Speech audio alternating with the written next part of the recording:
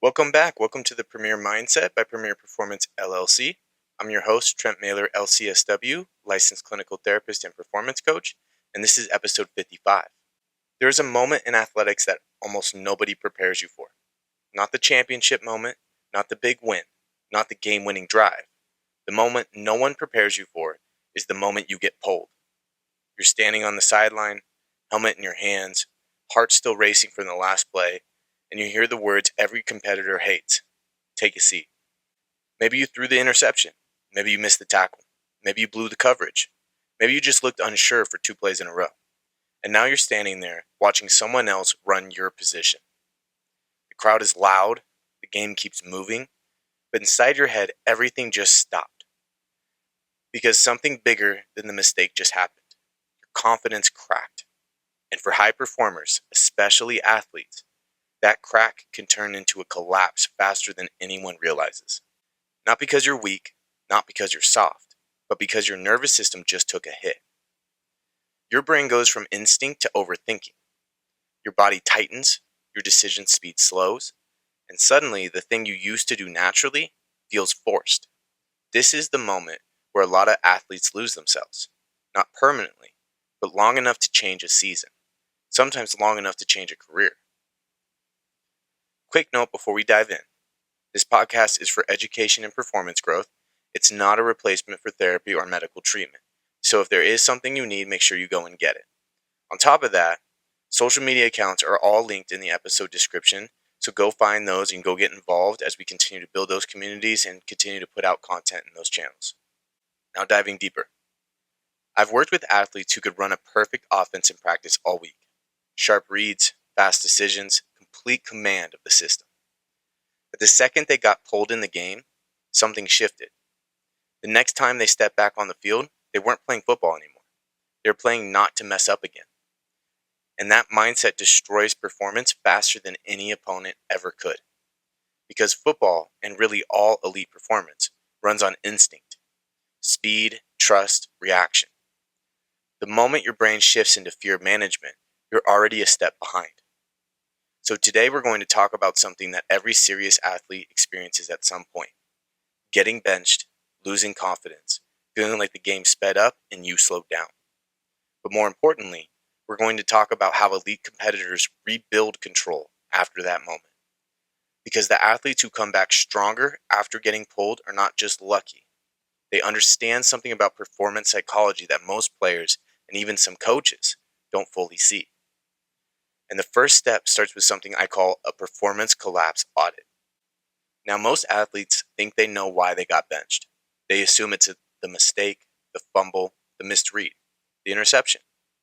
But in high-level performance environments, that's rarely the real issue. Coaches expect mistakes. What they're actually reacting to is what the mistake revealed. Did your body language drop? Did your decision speed slow? Did you hesitate on the next play? Did your confidence visibly disappear? Those signals tell coaches something far more important than the mistake themselves. They tell them whether you can regulate under pressure. And when I walk athletes through a performance collapse audit, we look at 4 main areas. Not in a checklist way, but in a brutally honest breakdown of what actually happened. First, we examine the physical response. When the mistake happened, did your body tighten? Did your breathing change? Did your shoulders drop? Most athletes don't realize how visible their nervous system is. Your teammates can see it, your coaches can see it, and more importantly, your brain feels it. The moment your body locks up, your brain interprets that as danger. That's where an instinct disappears. Next comes the cognitive shift. Did your thinking change after the mistake? Instead of reading the defense, were you thinking about the last play? Instead of reacting to the game, were you trying to avoid another error? That's the moment performance collapses, because football is a reaction sport. You don't have time to run mental debates in the middle of a play. Then we examine emotional control. Did frustration take over? Did embarrassment show up? Did embarrassment show up? Did you start questioning yourself? Every elite competitor has emotion. The difference is whether emotion drives the next play or disappears before the next snap. Finally, we look at behavioral response. What did you actually do after the mistake? Did your communication drop? Did your energy change? Did your leadership disappear? Those are the signals that determine whether a coach keeps you in the game or pulls you. Because what coaches are really evaluating is not just skill. They're evaluating stability under pressure. Now here's where this gets interesting. When athletes believe the benching means they aren't good enough, their nervous system spirals. Confidence drops, tension increases, and the next opportunity becomes even harder. But the athlete who recovers fastest do something different. They reset their nervous system immediately. There's a simple mechanism behind this. When pressure spikes, your breathing becomes shallow and fast. That signals your brain that you're under threat, which means your brain starts prioritizing survival over precision. That's terrible for performance sports. So one of the simplest but most powerful things elite athletes learn to do is a nervous system reset under pressure. First, you slow your breathing deliberately. Deep inhale through the nose, slow exhale through the mouth, 2 or 3 cycles. That alone signals the brain that control is returning. It sounds simple, but simple mechanisms change high pressure outcomes all the time. Because once your nervous system settles, instinct comes back online. And if we're trying to do something too complicated in that moment when that nervous system isn't active or we're not able to use it, things are going to shut down on you and you're going to fail even more. That's why we have to lean on simple. Once that nervous system settles, your vision widens, your reaction speed returns, your confidence stabilizes. Now imagine a quarterback who just threw a pick.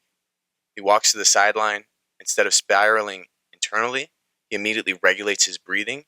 He reviews the read. He separates the mistake from his identity. By the time the offense takes the field again, he's calm, locked in, ready. That athlete gets another opportunity because coaches recognize control. And this is where the real shift begins. Getting benched does not define your ability, but the way you respond internally absolutely defines your trajectory. Because confidence is not something you wait to feel. It's something you rebuild through control. And in the next part of this conversation, we're going to push deeper into something athletes rarely talk about. What happens inside the locker room after that moment? Because once confidence cracks, the problem isn't just internal anymore. Your teammates see it, your coaches feel it, and the leadership dynamics start to shift. That's where the real test begins. And it's also where the next layer of rebuilding confidence actually starts. When confidence cracks in athletics, the first thing you feel is internal. Your breathing changes, your thoughts speed up, your instincts slow down. But the second thing that happens is external. Everyone else starts to feel it too. And that's where things get complicated. Because football is not an individual sport. It's a trust sport. Every player on that field is relying on the other 10 guys to do their job without hesitation. The moment one player starts second-guessing themselves, the ripple spreads across the entire unit. Let's walk through a scene that happens every single season on teams across the country. Fourth quarter, score is tight. Defense just gave up a big play because of a missed coverage. The safety thought the corner had outside leverage. The corner thought the safety was rotating. They both hesitated. Touchdown. The sideline gets quiet for a second. Helmets come off. Guys start pacing. The coach turns to the sideline and points. Get him out. Now the player who just made the mistake walks back to the bench. But what's happening around him is just as important as what's happening inside his head. His teammates are watching. Some of them are frustrated. Some of them are trying not to show it. Some of them are already mentally adjusting to the next guy stepping in. But the dynamic changed. Trust shifted, and that's why getting benched hits deeper than just losing playing time. It hits identity. Most athletes don't just play their position, they become it. Quarterback, linebacker, receiver, corner, leader. That role becomes part of how they see themselves. So when that role gets pulled away, even temporarily, it feels like something bigger than a performance issue. It feels personal. And this is where a lot of athletes spiral, because their brain starts blending two things that should never be combined: performance and identity. That's where the identity separation framework becomes critical.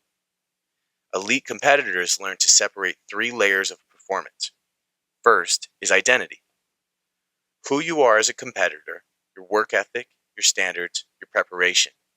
That is your identity. Second is performance outcome. What happened in the moment, the throw, the read, the tackle, the decision, what objectively happened in that situation. Third is the adjustment. What gets corrected next? Most athletes collapse because they merge all three. They throw an interception and instantly translate it into "I'm not good enough." But elite competitors interpret it differently. They say that throw is wrong, not "I am wrong." That difference might sound small, but psychologically it changes everything. Because when identity stays stable, correction becomes possible. When identity collapses, panic takes over, and panic destroys performance faster than mistakes ever could. Let's go back to the sideline for a second. The player who just got pulled is sitting on the bench, helmet still on, eyes down, heart racing. Now something dangerous happens.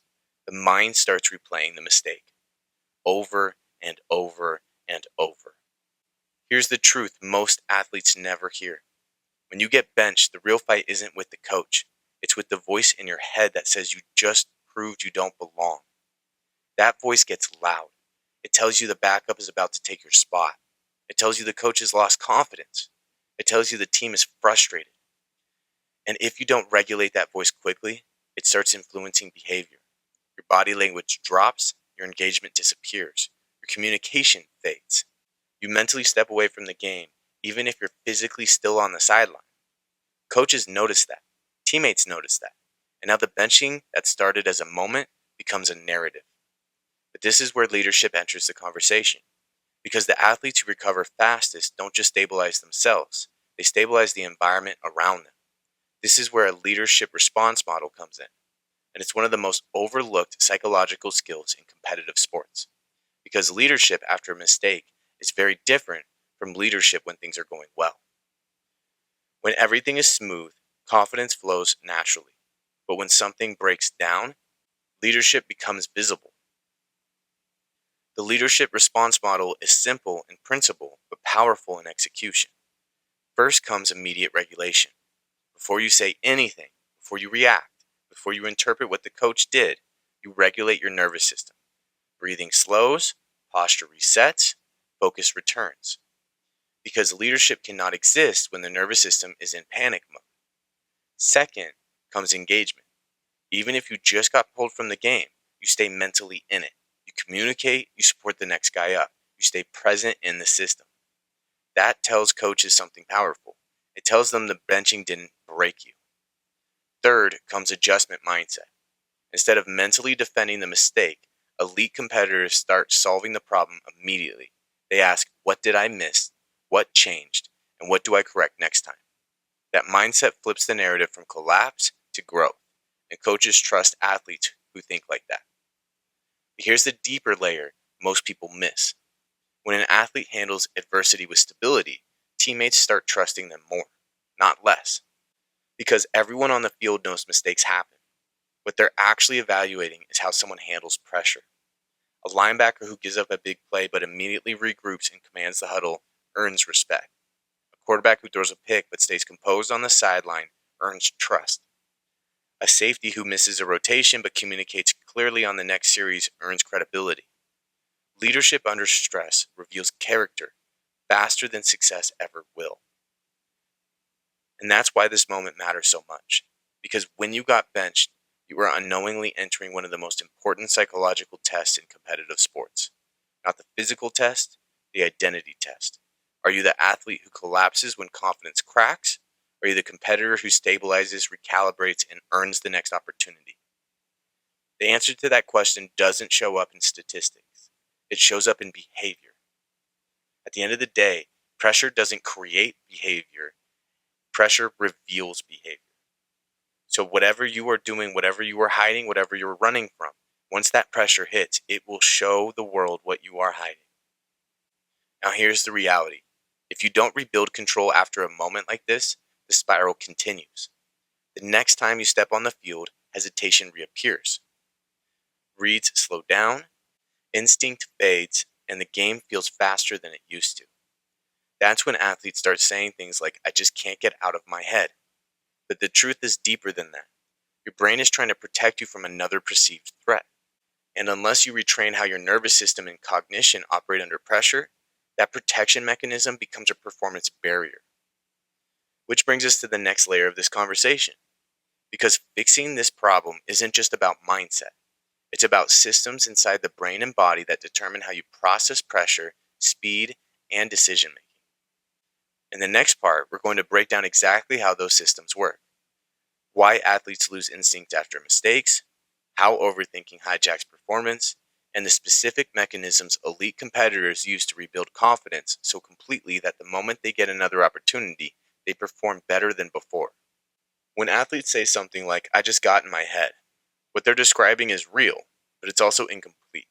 Because getting in your head isn't just a mindset issue, it's a system failure inside the brain and body. And once you understand that system, confidence becomes something you can rebuild deliberately instead of something you wait to feel again.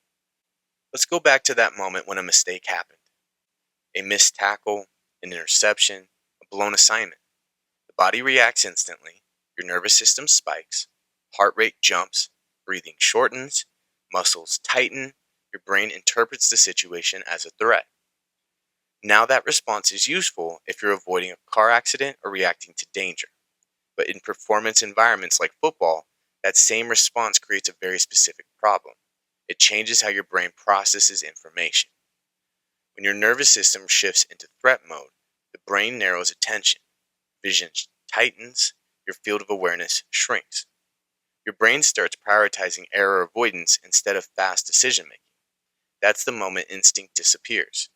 The athlete who was reacting naturally a few minutes earlier suddenly feels like the game sped up. Routes look faster, defenses look more confusing, reads feel delayed, and the athlete interprets that as a confidence problem. But what's actually happening is cognitive overload under threat activation. Your brain is just trying to protect you. Unfortunately, that protection slows down the exact skills elite performance requires, which is why the athletes who recover fastest after mistakes are not just mentally tough, they are systematically trained to return their brain to performance mode quickly.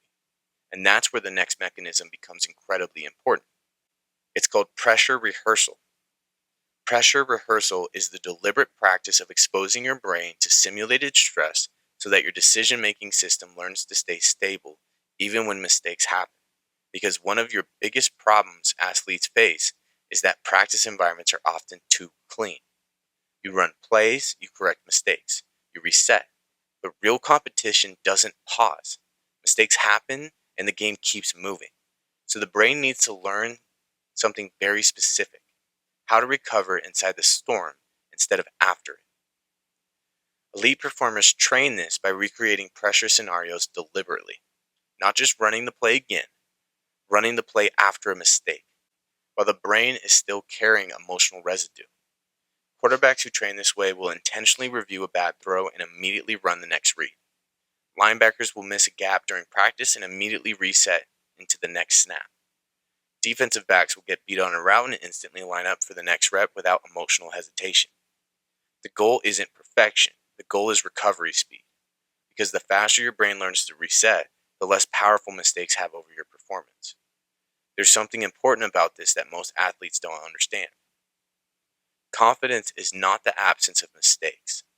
Confidence is the belief that mistakes will not destroy you. Elite competitors expect adversity. They expect bad plays. They expect moments where things go wrong. What separates them is not perfection, it's recovery speed. They know how to reset their nervous system. They know how to stabilize their thinking. They know how to reconnect with instinct quickly enough that one mistake never becomes five. And the athletes who build that skill eventually develop something extremely powerful. They stop fearing the moment. They start trusting themselves inside the moment. And this is something I've had to confront personally in my own life. There was a period early in my professional career where I started questioning myself more than I had ever before. It wasn't on a football field, but in rooms where I was responsible for guiding people through complex emotional situations. When you're working in mental health and high performance environments, people trust you with incredibly important parts of their lives: their decisions, their struggles, their identity. Early on, there were moments when I was walking out of sessions thinking, did I handle that right? Did I miss something important? Did I say the right thing at the right time? And when those thoughts show up, something interesting happens. Your confidence doesn't collapse instantly, but it starts to tighten. The next conversation feels slightly heavier. You start analyzing yourself more than you normally would. And if you don't regulate that process, your instincts start fading in situations where clarity matters most. That was a moment where I had to apply the same psychological structure we're talking about today. Identity had to stay separate from performance. A difficult moment didn't mean I wasn't capable. It meant something needed to be examined and refined. The nervous system had to stay regulated so that my attention stayed on the person in front of me rather than on my own internal doubt. And most importantly, I had to reinforce something called a competitive memory bank. This concept is simple but incredibly powerful. Your brain remembers emotional experiences more strongly than neutral ones, which means if you replay mistakes repeatedly, those mistakes start dominating your perception of your own ability. But elite performers do something different. They intentionally reinforce memories of competence, not in an ego-driven way, not in a denial-based way, but in a strategic way. A quarterback remembers the game-winning drive. A receiver remembers the difficult catch in traffic.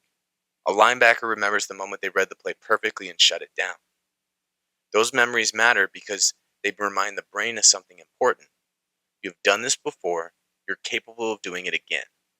Without that reinforcement, the brain starts believing the most recent mistake represents your true ability. That's not how performance works.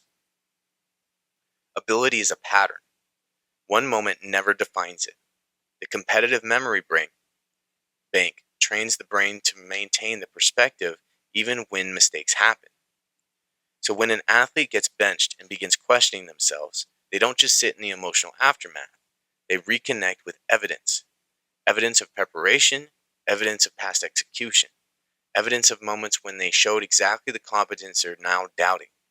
That shifts the brain back towards stability, and once stability returns, instinct follows. Because instinct is not magic. It's the brain recognizing patterns it has successfully navigated before. When pressure shuts the recognition down, hesitation appears. When confidence reconnects with past success, reaction speed returns. This is why the athletes who come back strongest after being benched often describe something interesting later in their careers. They say that moment forced them to rebuild themselves more deliberately. They stopped relying on confidence as a feeling. They started building confidence as a system of regulation, a system of perspective, a system of preparation under pressure. And once those systems exist, performance becomes far more stable. Because now confidence is not dependent whether the last play went well. Confidence is built on the knowledge that even when something goes wrong, you know exactly how to recover. And that is a completely different level of psychological control. But there's one more step that separates athletes who stabilize their performance from athletes who completely redefine their leadership trajectory. Because once someone learns how to rebuild themselves after a moment like this, something interesting happens. They become the person other athletes start looking to when things go wrong. They become the voice in the huddle, the stabilizer on the sideline, the competitor who understands pressure instead of fearing it. And that transformation is where this entire conversation reaches its most powerful point. Because getting benched might feel like the lowest moment in an athlete's season, but for some competitors, it becomes the moment that reshapes their entire identity as a leader. And that's where we're going to go next. There's a moment that happens quietly in a lot of athletic careers. No crowd notices it. No headline is written about it. No highlight reel captures it. But it's one of the most important moments in the life of a competitor. It's the moment when an athlete decides what the bench actually meant. Because getting benched creates a fork in the road. One path leads to hesitation, self-doubt grows, instinct fades, confidence becomes something the athlete waits to feel again instead of something they actively rebuild. That path slowly changes how someone plays. They start protecting themselves instead of competing freely. Mistakes feel heavier, pressure feels bigger, and the game starts to feel faster every time they step on the field. But there's another path, a quieter one, a more disciplined one, and it begins the moment the athlete decides that the bench was not a verdict. It was feedback. That's when the work from the earlier parts of this conversation starts coming together. The athlete runs the performance collapse audit honestly, not defensively. They examine the moment clearly. Where did the breakdown actually happen? Was it a read? Was it hesitation? Was it emotional regulation after the first mistake? Was preparation incomplete? Because when you can identify the real breakdown, the problem becomes solvable. Once the problem becomes solvable, confidence stops feeling fragile. Recognition is always the first step. That's why we have to see it. Then the athlete starts rebuilding control where it matters most, inside the nervous system. Instead of letting stress spiral after mistakes, they deliberately regulate their breathing and posture. Heart rate slows, vision widens, decision speed returns. And slowly, the brain starts remembering how to operate in performance mode again. Then the identity work continues. Because separating identity from performance becomes one of the most important long-term skills a competitor can develop. The throw was wrong, the read was late, the coverage was missed. But none of those things determine who you are as a competitor. They simply determine what gets corrected next. And that mindset creates something powerful. Resilience that isn't emotional. Resilience that's structural. The athlete becomes someone who can take feedback without collapsing internally. Someone who can face pressure without shrinking. Someone who can stabilize themselves even when the moment gets heavy. And once those foundations exist, the athlete starts rebuilding something even more important. Trust in their instincts. This is where the work of pressure rehearsal becomes transformative. Instead of avoiding situations where mistakes might happen again, elite competitors deliberately train in those moments. They recreate stress, they simulate urgency, they put themselves in situations where the brain has to process pressure and still make fast decisions. Over time, that repetition teaches the nervous system something crucial. Pressure is not a threat. Pressure is simply a signal that performance is required. That shift changes everything, because the athlete who no longer fears pressure becomes incredibly dangerous in competition. Now their brain is free to do what it's trained to do: recognize patterns, react quickly, trust instinct. And while that system is being rebuilt, something else is quietly happening in the background. The competitive memory bank is growing stronger, because every competitor who stays in the game long enough builds a long history of success. Clutch plays, reads, moments where preparation and instinct align perfectly. Those moments are not accidents, they are evidence. Evidence that the athlete knows how to perform. Evidence that the ability already exists. When those memories stay present, mistakes lose their ability to define the narrative. Now the athlete sees the bigger picture. They see a career instead of a single moment. They see patterns of competence instead of isolated errors.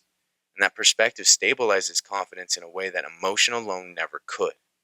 But the most interesting transformation happens after all of that work begins to take effect.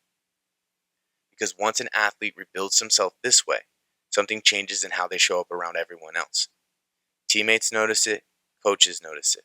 The same player who once walked the sideline questioning themselves now stands differently.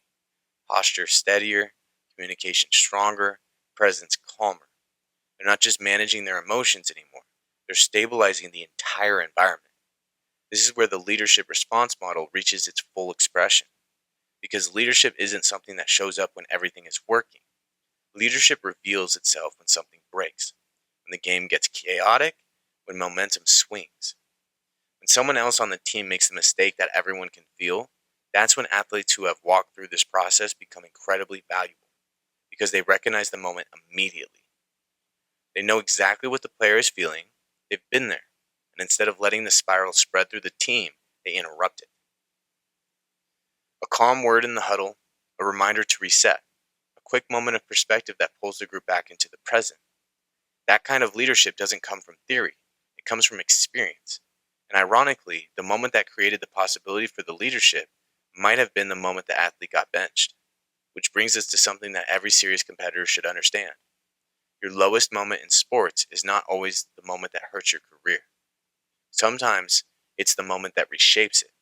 Because the athlete who rise again after being benched are not the most talented. They're the ones who rebuild control faster than everyone else. They stabilize their nervous system faster. They reconnect with their identity faster. They re-engage with the game faster. They trust their instincts again faster. And that speed of recovery becomes one of the most powerful competitive advantages an athlete can develop. Think about that for a second. Every athlete at some point is going to make a mistake. Every athlete will experience doubt. Every athlete will face a moment when confidence cracks. That part of the journey is universal. The difference between careers that stall and careers that grow comes down to something much simpler. How quickly does the athlete rebuild themselves? Because the competitor who can recover quickly becomes incredibly difficult to shake. Pressure doesn't intimidate them, mistakes don't derail them, adversity doesn't define them.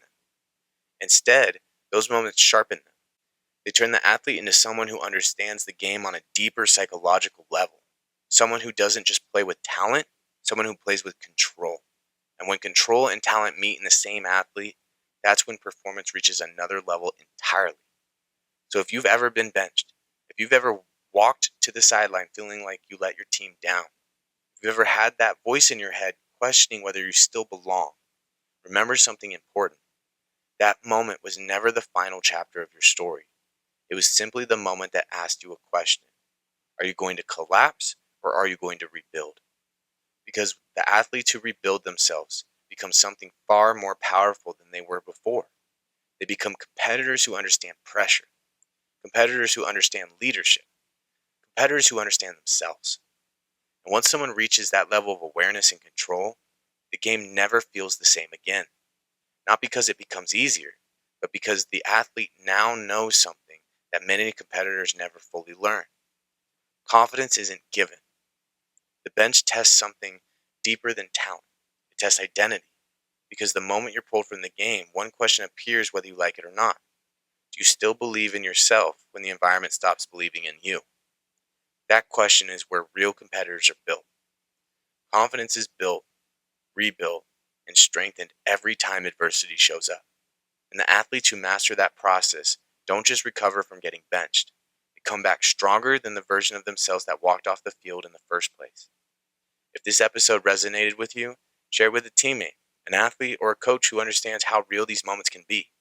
Because every competitor eventually faces pressure that tests their confidence.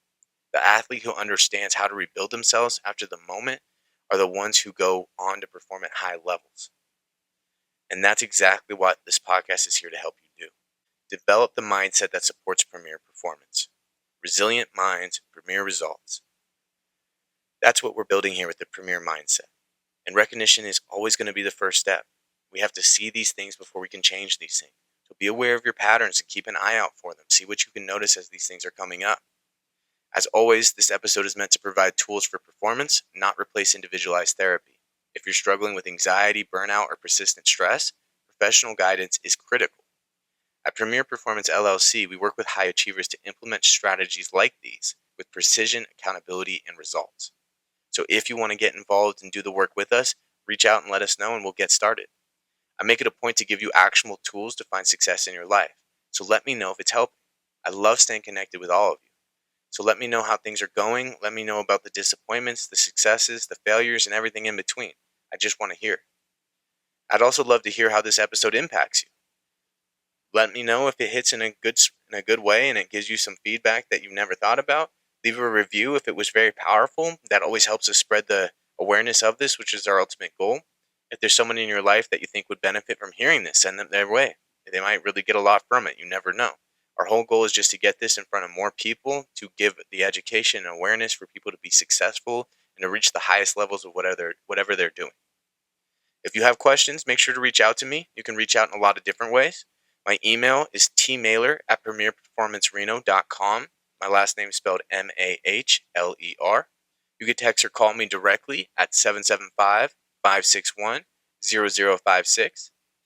You can reach us at the Instagram or the TikTok account, which both have the same name, which is premier_performance_Reno for both of those.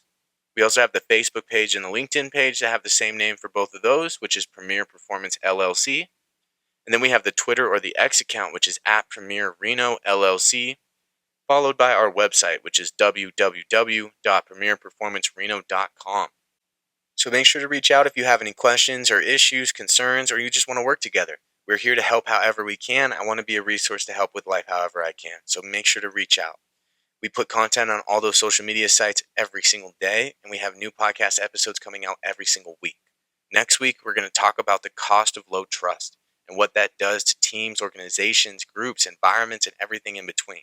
So we'll dive deeper into that to help understand why we can't just ignore low trust environments and why we can't just keep pushing ahead without rebuilding trust when we need to.